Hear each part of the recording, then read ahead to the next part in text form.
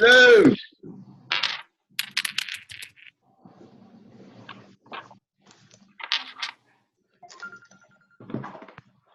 There's Dr. Laws. See what he's got going on. Yes, sir. We're waiting on you. You need me to email it to you? All right, I'll get right on that. Thank you. All right, that's Dr. Laws. He's lost the link. So let me get out of this.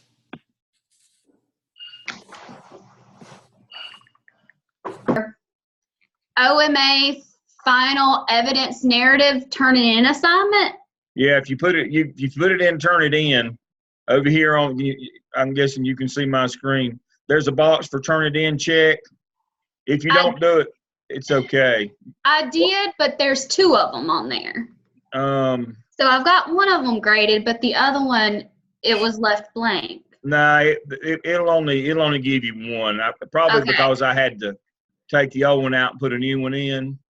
Okay. So don't worry about that. Okay. It'll be fine. Yeah, those I should have gone and deleted off Grade Center, but it won't let you sometimes. And when I delete one, I delete the one I need to keep. So I just left it. So if you did one turn it in check, that's good. Okay. That's a good question, though. All right. And so this kind of is on the heels of our discussion last week. So tonight we have a different kind of problem. As I told you, when I first started in the business, we had not been very long. We've not been very long into Public Law 94-142 and IDA that gave exceptional children the right to come to public school. We were not very long into that.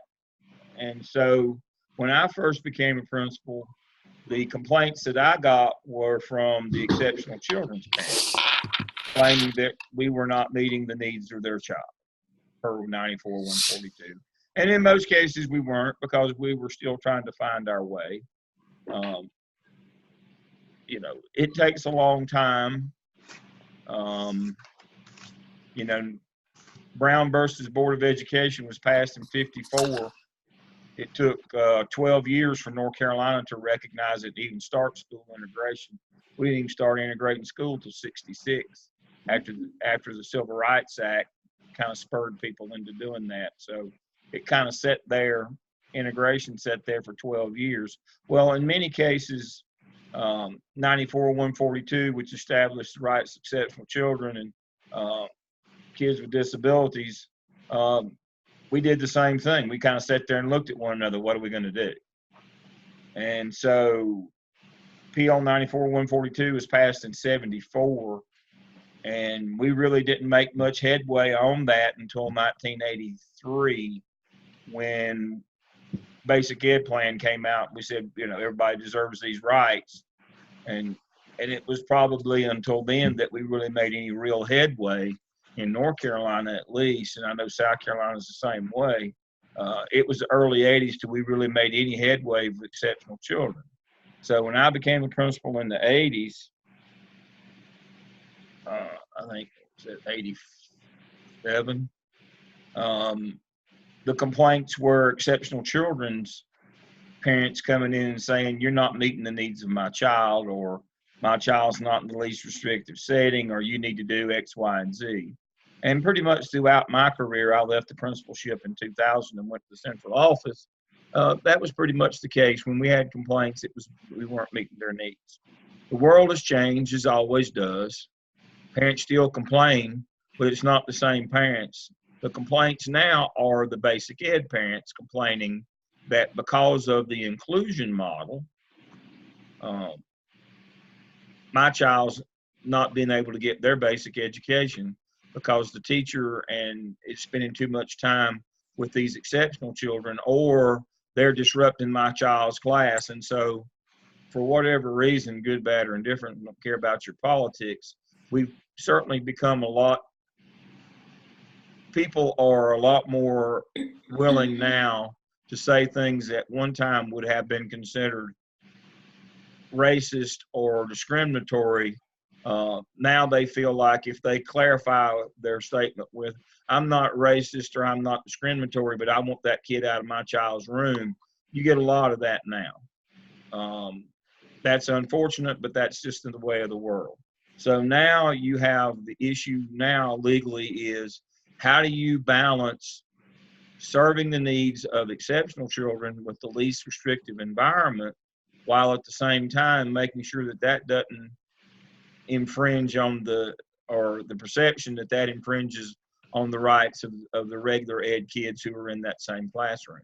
Now, for a long time, as you know, probably when all of you were in school, kids were pulled out and had special ed classes or were in self-contained, or we ran a model where they were mainstreamed into certain classes and not others, and they were just expected to be like everybody else in that class.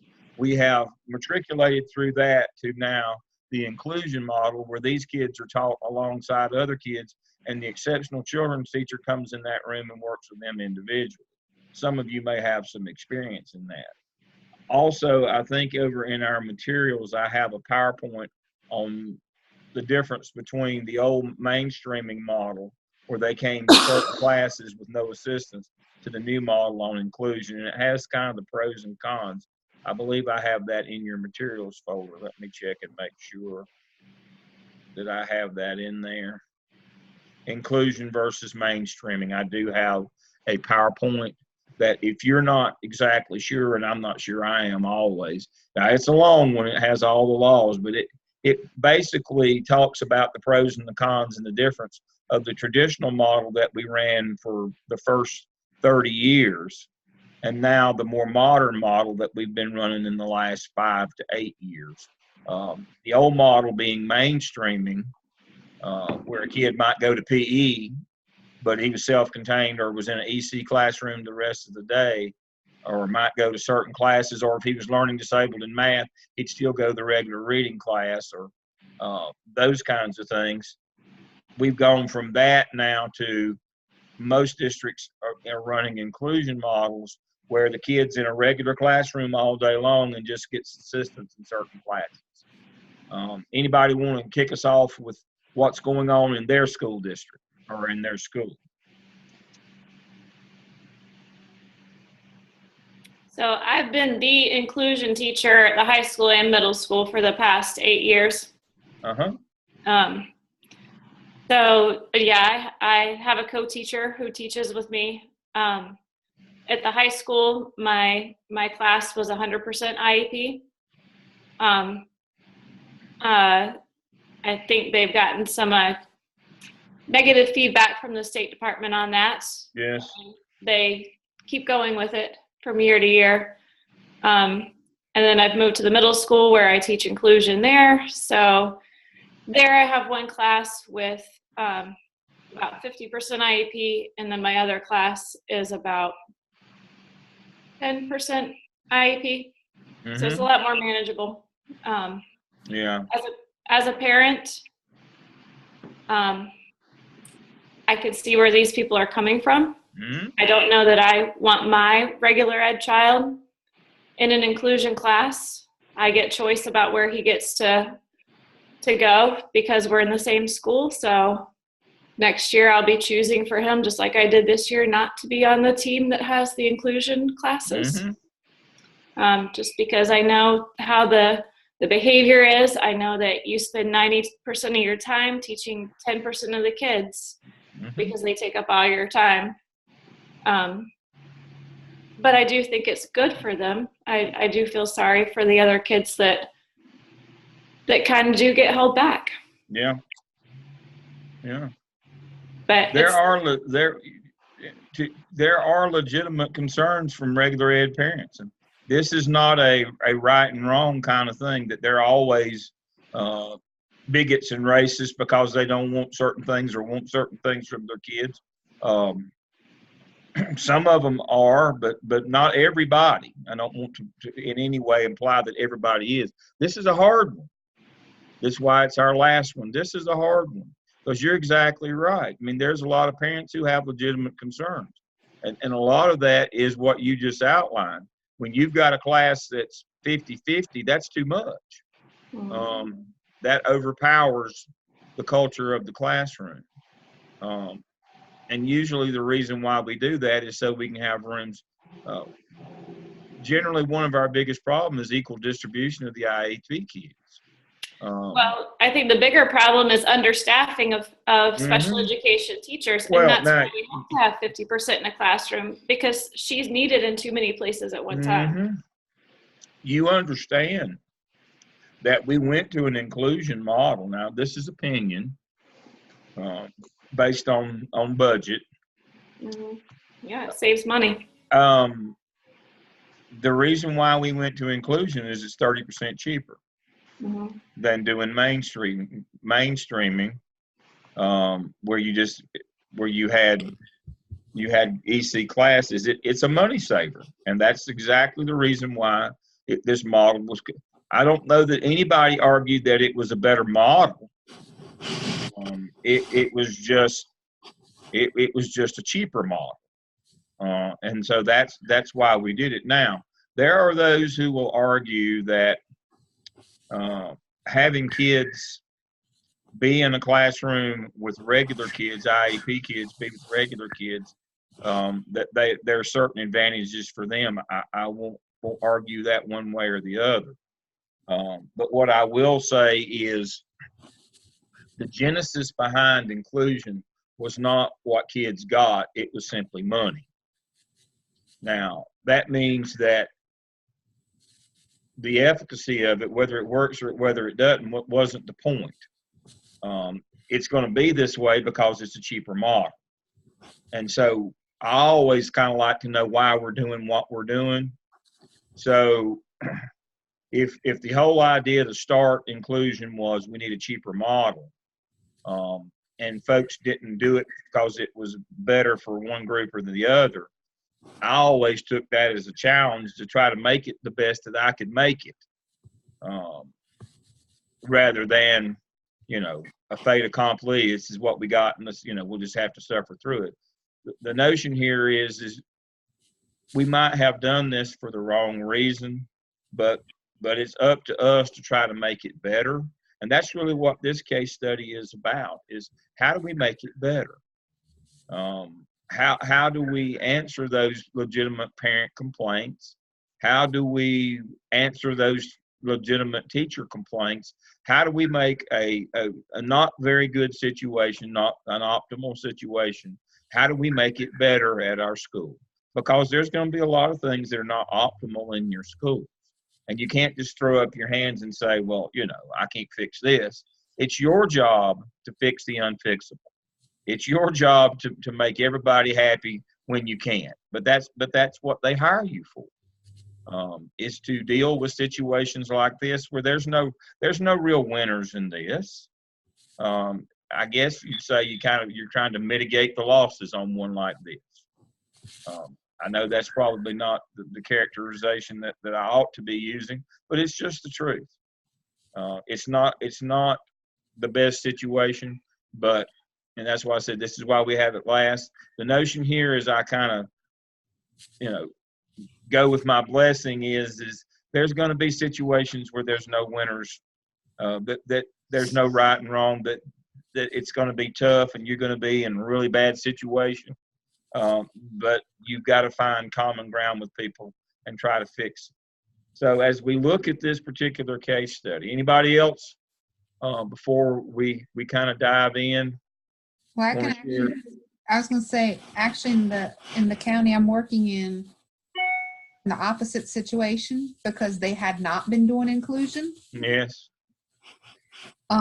So last year I actually took for the first time some people to get trained in inclusion, and we only started with 2 schools and only a couple classes. The county actually got in trouble for not doing inclusion, right, because there was all pulled out during core instruction. So none of the kids were getting core. That literally has been the model for years. And so this year we have gotten them to stop at least pulling them from core and starting a little Yeah. inclusion, but we're very far behind as far as utilizing that model. Yeah. Yeah. And so I know one school I went to today, the complaint was actually about inclusion because they felt like the kids weren't getting services by the inclusion model. And nobody's been trained there. So I know why those complaints are coming. Nobody understands what inclusion is. Mm-hmm. So Yeah, you've got to know. And as Is a special educator going in with the students? Well, so it's a K-8 school and 2 EC teachers. And so they're not going in every class. It's impossible. There's no way possible with the way the schedule and the amount of kids. Mm-hmm. So, and we have too many EC kids because we're an upside down triangle literally in the district. If you look at our data, it shows we're an upside down triangle. And so we have more EC kids than we can service, quite honestly. Yeah. So, and in that school, quite honestly, you couldn't identify, to me, you can't identify the difference between an EC kid in a lot of my classes there and the regular ed, because honestly, there's a lack of instruction that's occurred so long that there's a lot of over-identification of EC kids in those classrooms. Mm-hmm. And that speaks to what we did when we talked about last in terms of intervention. I mean, that's the whole point of MTSS, is to try to get some actual instruction to these kids so they don't all get identified. Mm-hmm. and over-identification. That is what MTSS is seeking to do, is stop the over-identification of these kids, because that's what happens in places where poor instruction's been going on. We'll just drop them in exceptional children. Well, that doesn't change anything. That just puts a label on them. Now they're not being served even more so. So exactly right. So in some of the low wealth districts and other places, that 95 corridor, you're going to find things like that. That's the sad but true tale. I see Steve has joined us, and so let me go back to our share here. I'll go back to our screen. Now, before we actually get into these questions down here at the bottom. Dan, let me say something. Yes. I'm going to pick on Aaron a little bit. You know, having been the person responsible for the budget for 14 years or 13 and a half, it is a common concern that we don't have enough of this or enough of that. And she is 100% correct that there are not enough EC teachers. And I think there's a second piece to that. And the second piece is, for Aaron or anybody else, what do you want to give up so that you can have more EC teachers? Because number one, you have the head count is going to cap the number of EC teachers you're going to get. Jody knows this more than anybody in North Carolina. But I can hire more EC teachers. I just have to use my regular teacher allotment to do it. And so if I use the regular teacher allotment, then that increases class sizes or something else. So there's going to be a loser with it in whatever we do. We have to remember that we have a budget. You can't just say we need more. Dale and I talk about this all the time at Gardner Webb. Everybody wants more of this and that at Gardner Webb when we're running at a fiscal shortfall. The same happens in public schools. People aren't going to say, well, let me pay more taxes so you can hire some more EC teachers. So we got to figure out how to balance the allotments to make it an efficient operation. And I appreciate so much what folks say about inclusion, because it can work, but I've seen more cases of it not working than working. So, but it meets the letter of the law, which keeps school districts out of court. Mm-hmm. And but you know, we also can look at pullout models that are just totally disastrous. If you looked at gifted model or the exceptional children model. So there's a part of me that goes back to the old tracking idea that if we could concentrate students that were challenged academically, if we could put them in certain settings so that we could help them specifically, instead of asking teachers to be able to teach a variety of learning levels, it seems to me it may work pretty well, but we get pushback on that as well. So I don't have the answer, but I will tell you that as you continue your progress with whatever job you want, I just you guys heard me say this in faculty meeting in School of Education. We've got to quit saying we want more, because there's not going to be more. There may be a shift in how we allocate it, but I just don't think there's going to be more. And I don't think you were implying that it was, Aaron. But I think that is a common theme in whatever argument we're making. So that's the end of my editorial comment. Can I say something real quick? Yes. So it takes a lot of work and a lot of training. So we have a piece of when I was teaching, I did the inclusion model, and we did station teaching, and it took a lot of time, and you could not tell between who was the regular ed teacher and who was the special ed teacher, and that played a huge role. But it was so time consuming. Mm-hmm.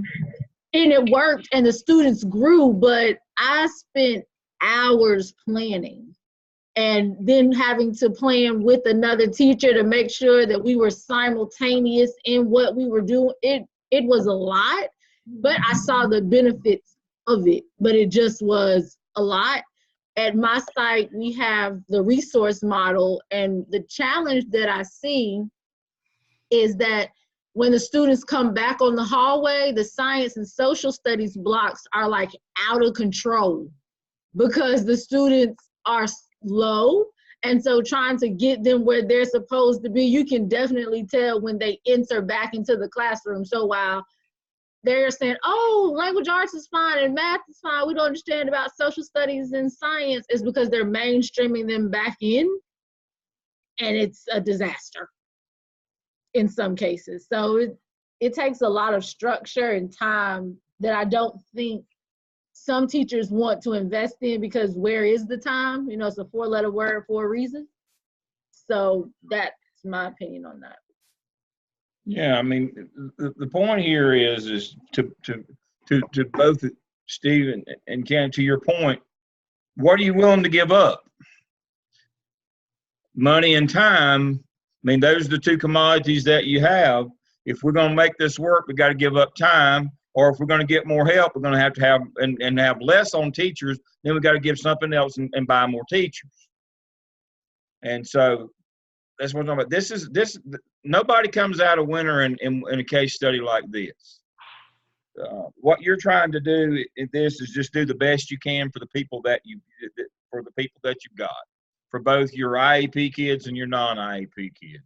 You're just trying to do the best. The whole point of this case study is there is no way to a clear win on this one. And this is going to be many of the cases that you have. First thing you do, you follow the law. We've talked about that 1,000 times. You got to follow the law, and you can't spend more than you have.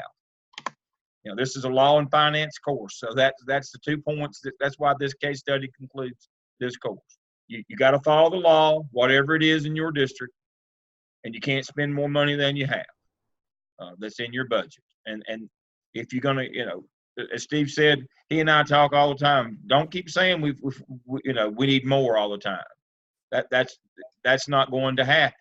You got to work with what you've got, and follow the law and policy. Work with what you've got. That is the job in public schools.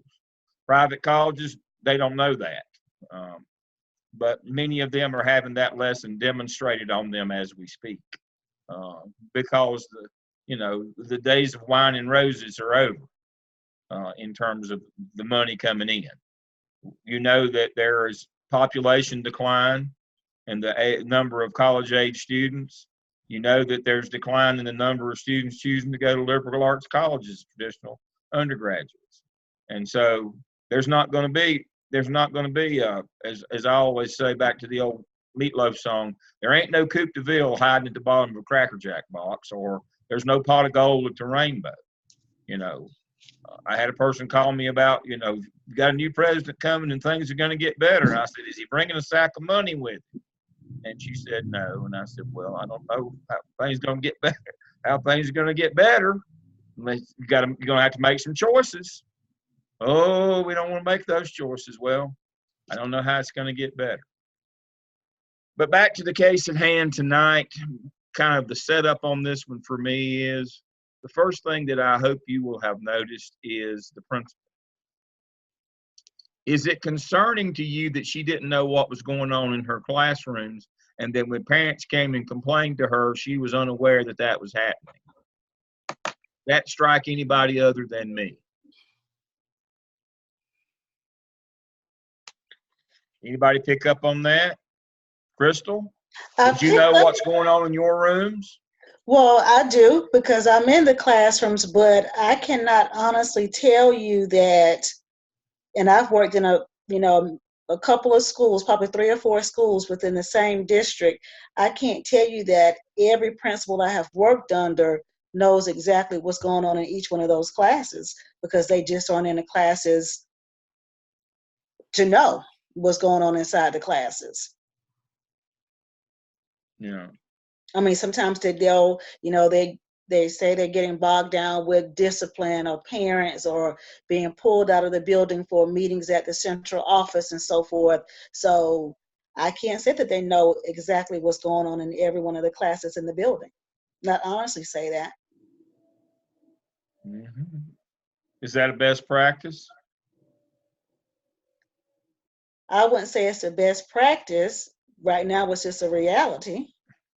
Well, now, Dr. Laws argues all the time that principals can't really be the instructional leader in the building because they don't have time, what you were just talking about. That's one of the themes that he talks about quite often. Yeah. Yeah, and the second one is you can't run your school from the central office when you're in meetings all the time. That's exactly right. Absolutely. So, but now, So I Chris, would become superintendent down there in Rock Hill, stop the daggum principal meetings downtown. Exactly. In fact, that was part of one of our instructional meetings today, that it's just too many meetings where we're out of the building. Yes.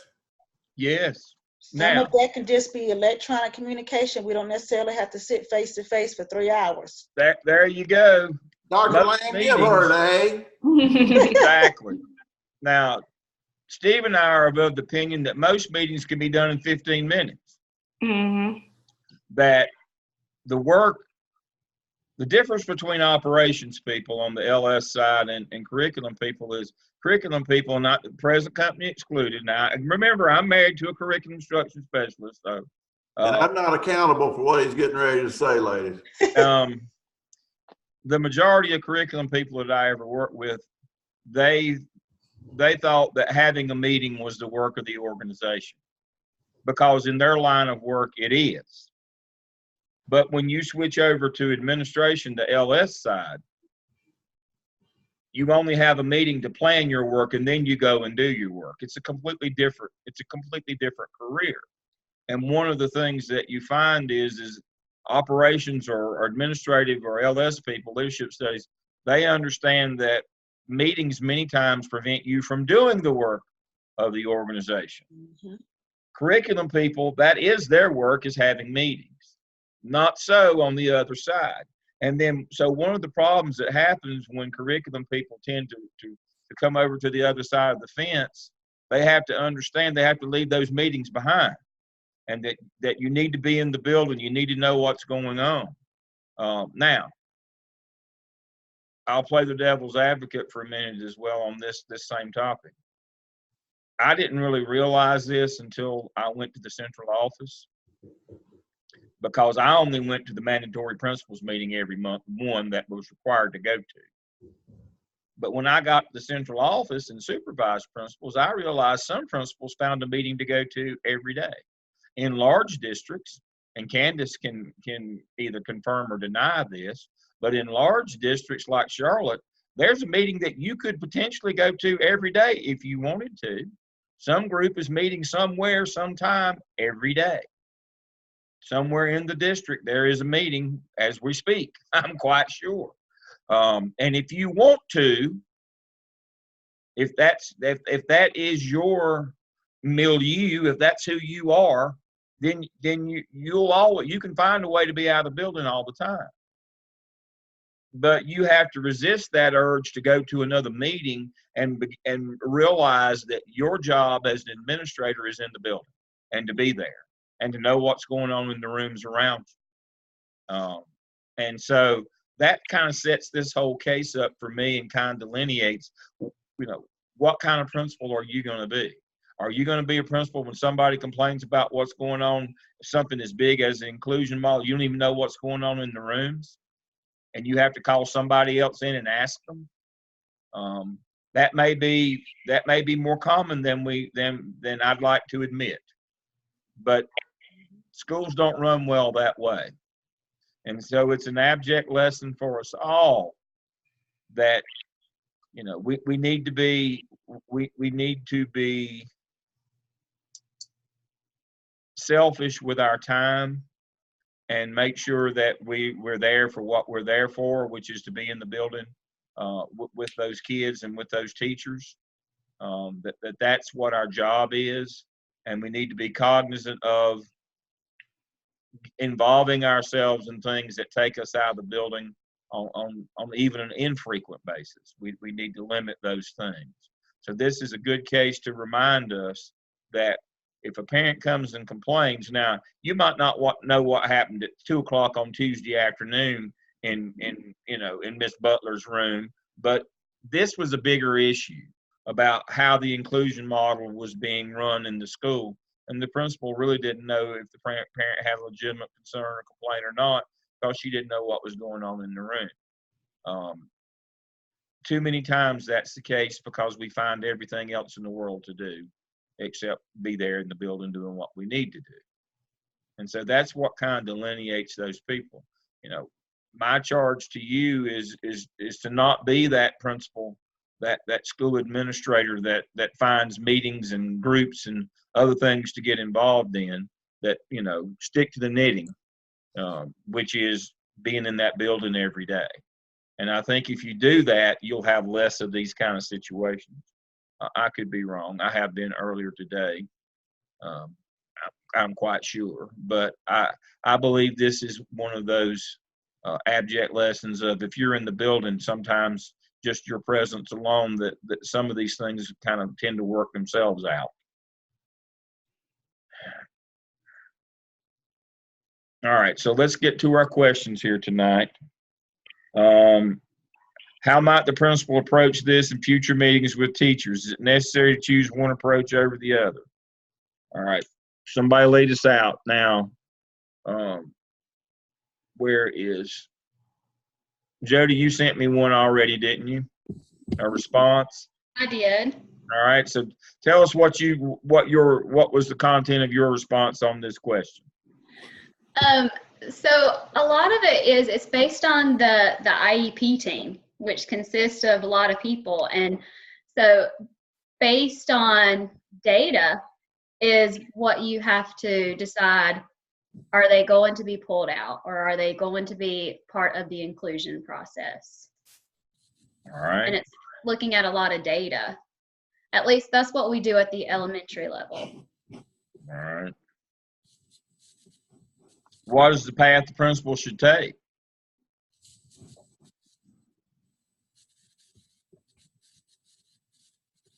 I mean, my reading of this case is that the parents are asking her to modify the existing inclusion model as it's being implemented in the school. And they're coming in and saying, this is not working for our child. We want a modification on this. What should she do? It sounds to me like the school as a whole is not on the same page on what their inclusion model is to begin with. Exactly. No, And I that- think Yes. she's Yes. having more communication with the parents than she is with her teachers, and coming up with training and what our inclusion looks like and how do we do things, and so she doesn't even know how inclusion is at her class in her school because she hasn't led the way in laying out what inclusion is at her school. And she has no planned formative assessment, fidelity And checks, and going she room to relies room on and that making sure it's specialist. the same. That's exactly right. That's the key to this case study is she's not in the rooms. She doesn't know what's going on. And when you aren't in the rooms and don't know what's going on, there will be great variation from room to room. Mm. She's not led the building to say, this is my vision. This is what we're going to do. Mm. And then you do that training, you get everybody on that page, and then you have to do formative assessment. What is formative assessment? That's not when you know, some people believe that formative assessment is when you give the kids a test at midterm and then summative is a test at the end of the year. Formative assessment is of the adults. And guess what they hired you to do as a school administrator? Who do you supervise? Not kids. Who do you supervise as a school administrator? Adults. Formative assessment is your way of life. That's what you do for a living. You go and you set the agenda, the tone, the vision, the mission. This is how we're going to do this. And then it's your job to be in those rooms and making sure that that plan is being carried out with fidelity. That's called formative assessment. If you're not in the rooms, you don't know what's going on, good, bad, or indifferent. And how do you know that what's going on in one room is happening in the same room across the hall with any program that you implement? And so this is an example of lack of supervision, not of students, but of adults. I think a good bit of, even when you're considering inclusion, a lot of times when people think of inclusion, the focus is just on the SPED students. But inclusion, you have to consider all of the students in the building. I mean, in the classroom. So I think if she's saying that she's spending the majority of the time working with this special needs students, then that teacher doesn't really have a clear understanding of what inclusion is, because inclusion does not mean that you neglect the needs of other students while you're meeting the needs of one set of students. That's correct. And so if they haven't had training on that, or what that looks like, and what that looks like for all students, then that's kind of where they need to start with that. Because I mean, I've taught inclusion classes with a co-taught teacher, and I mean, we sat down and we had everything laid out, and I was just like, okay, you're the person with all the strategy knowledge, I'm coming with the content knowledge. We have to work together like a glove to make sure all the students in this classroom needs are being met. Right.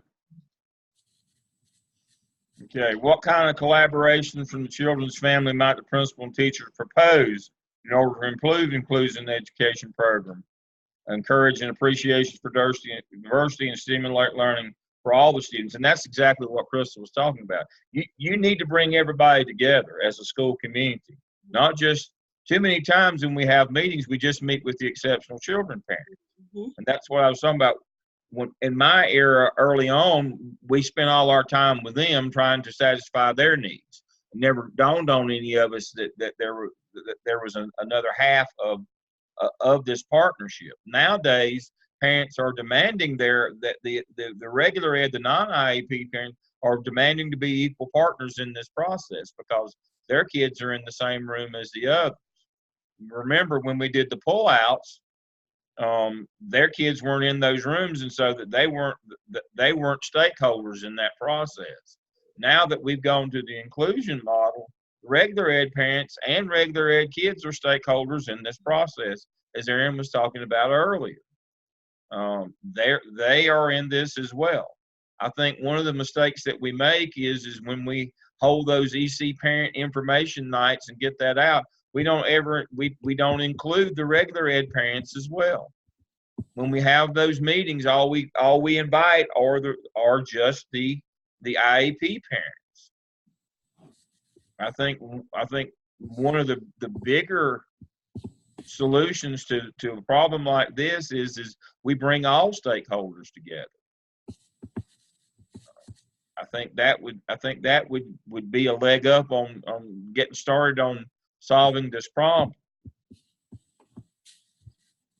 As an expert in the area of learning and evaluation, what might Ishmael, the technical coordinator, do to integrate and create some harmony out of the differences in opinion among the teachers? Professional development. There you go. There you go. You've got a person in your building. I would employ them to do what they do, which is professional development, to help teachers learn how to better and more efficiently serve students. And not just the IEP students, but all students. You've got some resources here. Plug them in, use them. But again, make sure that he hits all stakeholders, because the inclusion teacher and the regular ed teacher, they must work together as a team. You can't just have one training for one and one training. You need to have a training for all of them together. That's exactly right.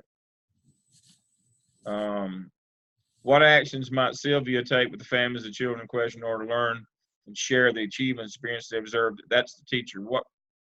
What can the teacher do to help allay some of the parents' fears?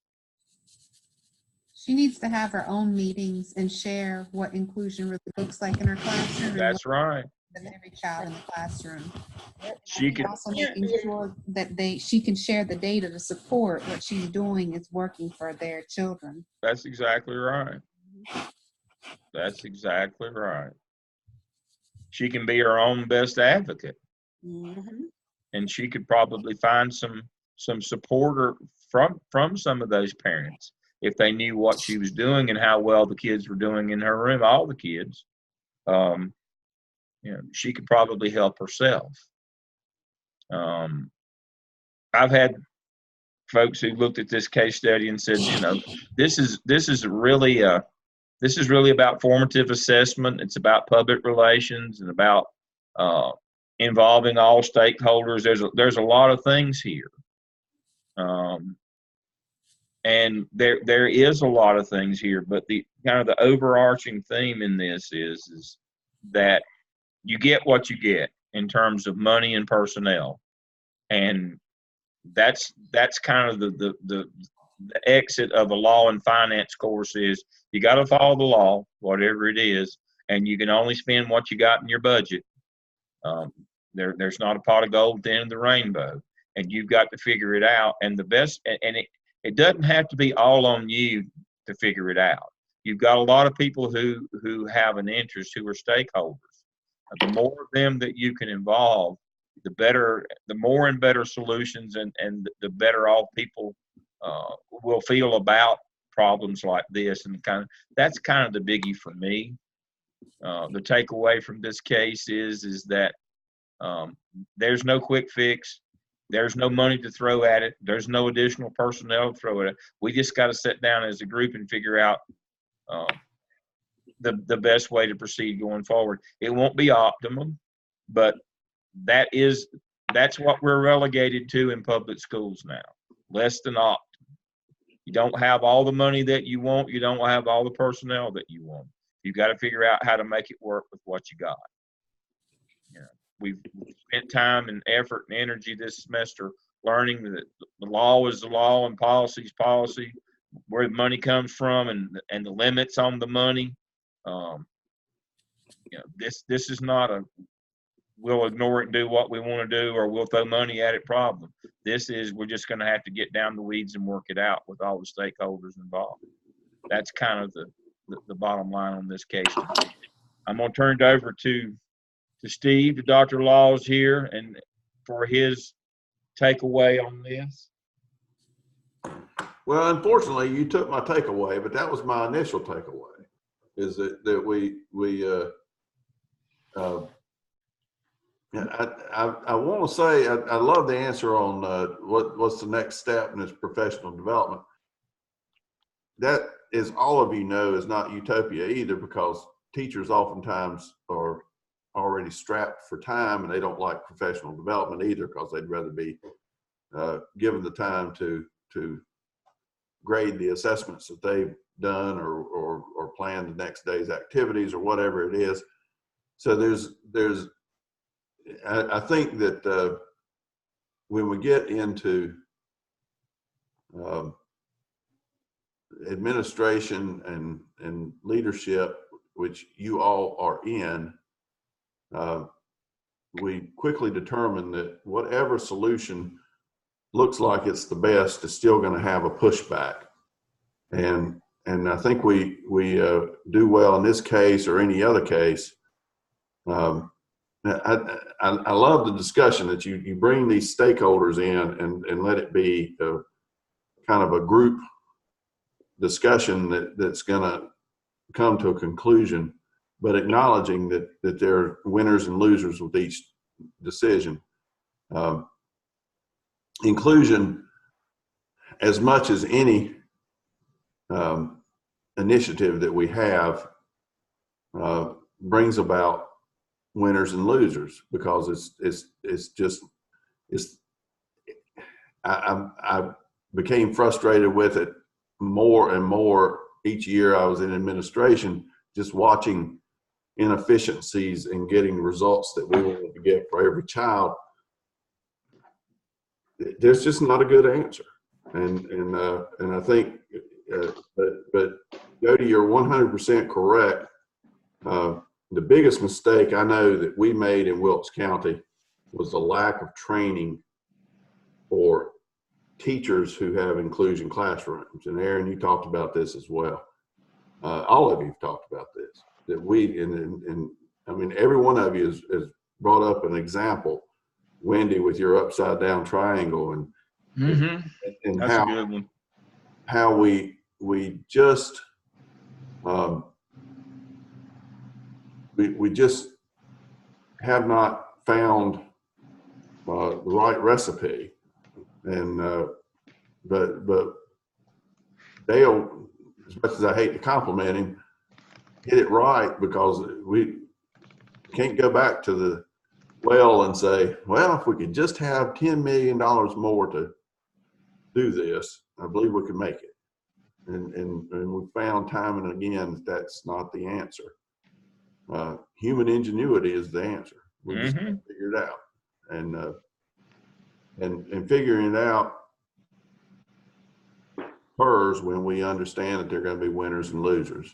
The key to that is to cut the losses for the losers and try to make everybody a winner in some fashion. So that's not a profound statement. Everybody knows that. But this case, from the get-go, Dale, if I was going to criticize you, I would say you stole the thunder before they had a chance to tell you the thunder when you said this is a principal problem. It is a principal problem. And each of you, if you choose to do administration and school-based administration, will be fabulous at this. The great part, I think, Dale, you'll agree with this, maybe not. The great part, as we've said to you folks before, all 5 of you, is that if you are the administrator at this particular school, you would have nipped this one. And I'm not, Dale may have nipped it, but Steve Laws would have been slow, because that is not an area of comfort for me in figuring that piece out. I grew in it, and I got more and more so. But when I was a principal, Dale and I started being a principal about the same year. Dale, I started in '87. When did you start? 87. Yeah, you're a lot older than me, though. Yeah. But 2 weeks. Yeah, but I never did grasp that as comfort. You folks, as soon as you get the advantage all 5 of you have is as soon as somebody pushes back on you with, well, that's not the best way to do a teaching and learning situation. You can shoot them down because you know. Exactly. Dale and I are more of the managerial type. Yeah. And so you're a godsend to people like Dale and me. So I say it too often, and I was not with you last week, but what Dale and I want you folks to understand is if you can make the culture of the school such that teachers can teach and students can learn, Dale and I could do that. What we couldn't do is help a teacher be better. That's right. Exactly. And you've got that. And that's why we're excited about you 5. Mm-hmm. And we talk about that. I'm telling you what's the truth, ladies. I know what time it is. Dale Lamb was so excited about y'all's class last week. He had to tell me about it. Wednesday morning at 8 o'clock, he called. He said, I got to tell you about class last night. You 5 are so gifted. And so whether you choose to do administration, that's your choice. But I'll tell you what, if Dale and I were working with you in a district, we'd be pushing you. Oh, yeah. Because you have that, you have the instructional piece.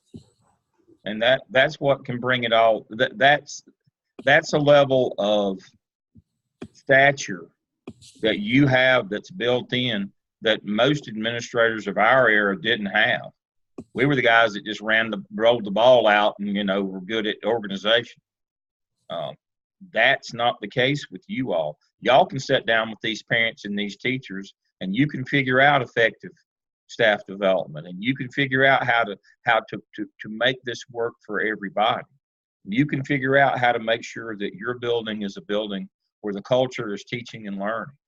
I have a model I call MTSS for teachers, where we vary our staff development, customize it, where we reward our best teachers by leadership positions in the building and not by eeny, meeny, miny, mo. But what we're attempting to do is make good instruction the coin of the realm in buildings so that we build that culture of teaching and learning. It's all got to go back to teaching and learning. I get angry at people who say that, what's going to be your plan for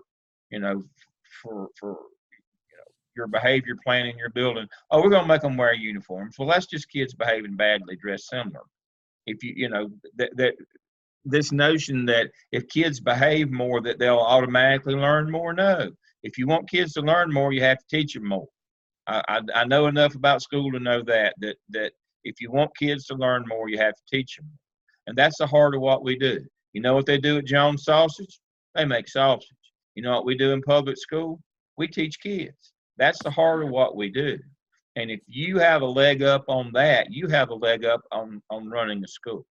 And you can make schools that are transcendent, that are more than just the sum of the parts, not just making sure the bell rings on time and that the buses get here and that we have lunch. You can truly make a difference in the lives of teachers and kids, the lives of kids through teachers, because that's who you work with.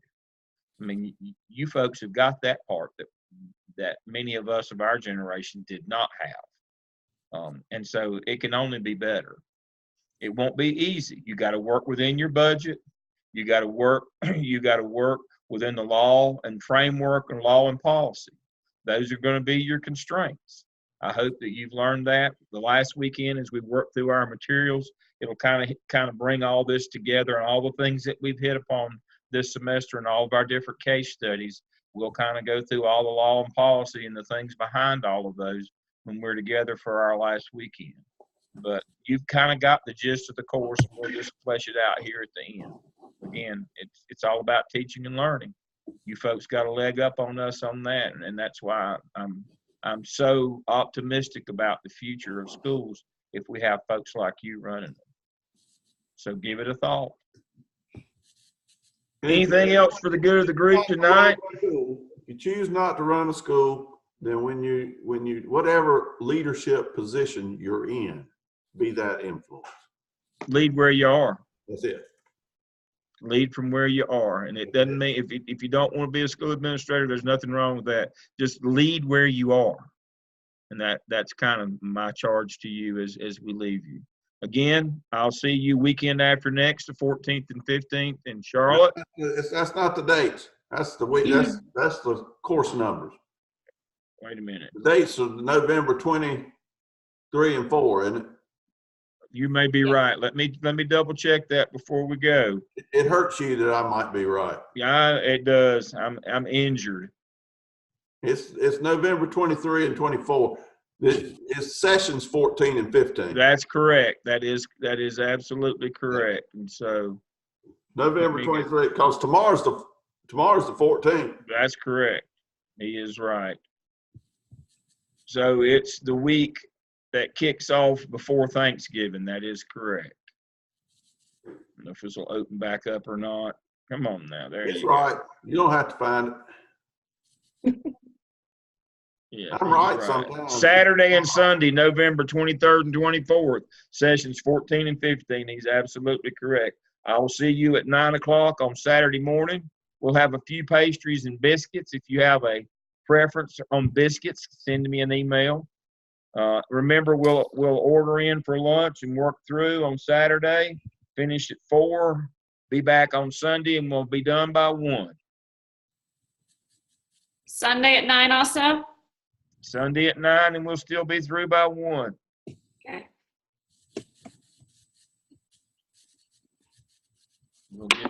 We'll start on the materials folder. All right. Anything else for the good of the group before we go? If not, I'll see you the 23rd in Charlotte. Everybody have a good week. Thank you for coming tonight. Bye-bye. Bye.